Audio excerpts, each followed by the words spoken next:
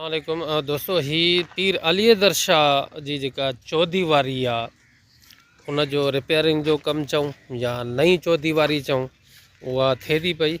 मदई जी town जे तरफ़ां ठीकु आहे, टेंडर आहे ऐं हीउ कमु हले थो पियो।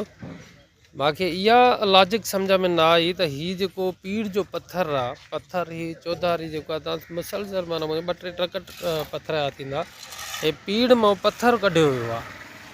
हे तव्हां ॾिसो पत्थर कढी करे वरी असां त ईअं सोचूं पिया पहिरियां त जॾहिं पत्थर हे पीड़ मां कढनि पिया त सोचूं पिया त पत्थर कढनि छो था, उहा भित किरी आहे, कुझु किरी, कुझु वरी अदा हिननि ड्राहे वरी हलो ठीकु आहे इहो थींदो आहे। पर उन खां पोइ वरी इहा जेका पत्थर जी पीड़ हुई मज़बूत, उनजे मथां इहो ओसारी करना छो त पत्थर वारी पीड़ त कोन टुटी हुई।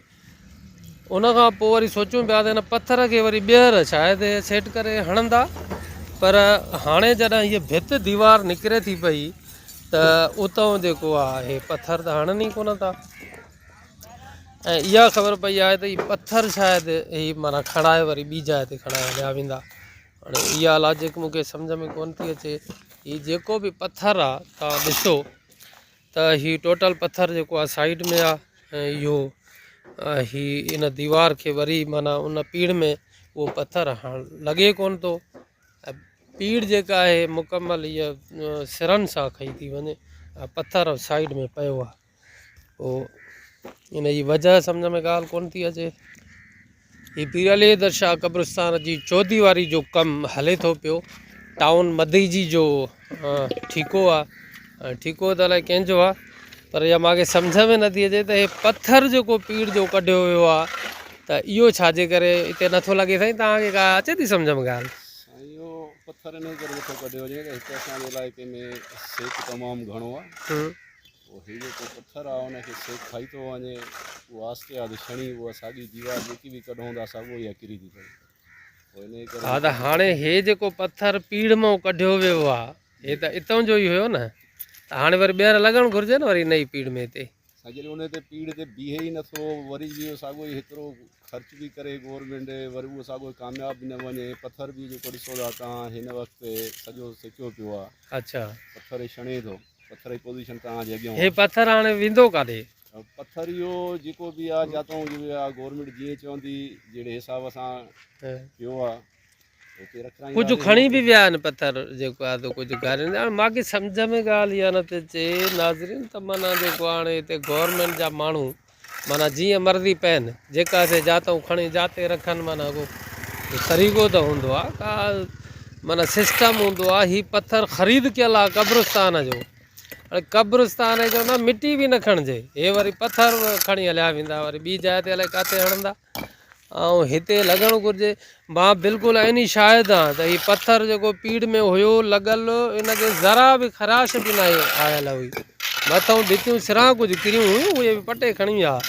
पीड़ माना एॾी मज़बूत लॻी पई, पत्थर जी पीड़ लॻंदी तॾहिं आहे त जीअं माना मज़बूत बीहे, इहा खाजे ई न। हिते को पाणी वाणी त कोन बीठो त हिनखे, तो इहो मसइलो आहे। बहरहाल हाणे ठीकु आहे, हाणे सरकार आहे, टाउन आहे, जाते वणे जेका से खणी रखे। अच्छा ही सर माना चौदीवारी जेका क़ब्रिस्तान जी आहे इहा त केतिरी माना कमु केतिरो हलंदो? चौदीवारी ॿुधायोसीं न, हेॾो जेको बि आहे तक़रीबन 800-850 फुट आहे चौदीवारी, जॾहिं हेॾो कढूं था असां। अच्छा, बाक़ी जहिड़े हिसाब सां ऑफिसर असांखे ॿुधाईंदा आहिनि त ओड़े हिसाब सां फ़िलहाल माना 800 फुट आहे। जी जी 800 फुट माना हुतां जे मुंहिंजे ख़्याल सां निज़ार शाह खां हले थी, हेॾो माना हिन दीव जेको मेन गेट आहे हिन जी, हिन जो ओरी जेका कड़ जी जी इहो 800 फुट थींदी। ठीकु आहे साईं, महिरबानी तव्हांजी वॾी जेको आहे थोरो असांखे तव्हां आगाह कयो तफ़सीलात खां।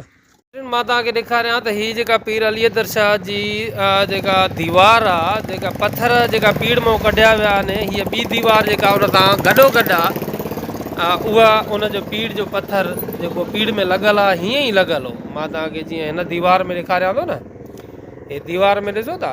हाणे हीअ जेका टुटी वई आहे, DPC टुटी आहे, चलो ठीकु आहे, दीवार में थोरो क्रैक अची विया आहिनि, दीवार इहा भॼी सघे थी, कोई इशू न आहे। हे जेका पत्थरनि जी पीड़ या महांगी लॻंदी आहे वॾी, हे पत्थर जेको आहे हितां त मिलंदो न आहे पत्थर इहो रोहिड़ीअ मां अलाए किथां ट्रकनि ते खणी ईंदा आहिनि वॾो महांगो पत्थर वरी हिन जी घड़ाई थींदी आहे वरी सेटिंग थींदी आहे वरी उन सेटिंग सां वॾा कारीगर हिन खे वॾी महिनत सां लॻंदो आहे पत्थर पीड़ में इहो हणिबो ई इन जे करे आहे त पीड़ मज़बूत थिए हेठां सिम जे करे कलर जे करे जेको आहे पत्थर खाइजी थो वञे पीड़ खाइजी वेंदी आहे उन जे हवाले सां हे तव्हां ॾिसो हे जेका भगल तव्हांखे नज़र अचे थी हे पत्थर न आहे इहा DPC आहे हे DPC जेका आहे उहा टुटी वई आहे लो ज़ाहिर थी वियो आहे बाक़ी पत्थर जी पीड़ हेठां खां वठी मथे ताईं इहे तव्हां ॾिसो था पत्थर फस्ट क्लास माना बीठो आहे ईअं ई पत्थर बीठो यको दीवार तां उहो हथ सां माना ॼाणी वाणी इहो पत्थर खोटाई करे ऐं कढियो अथऊं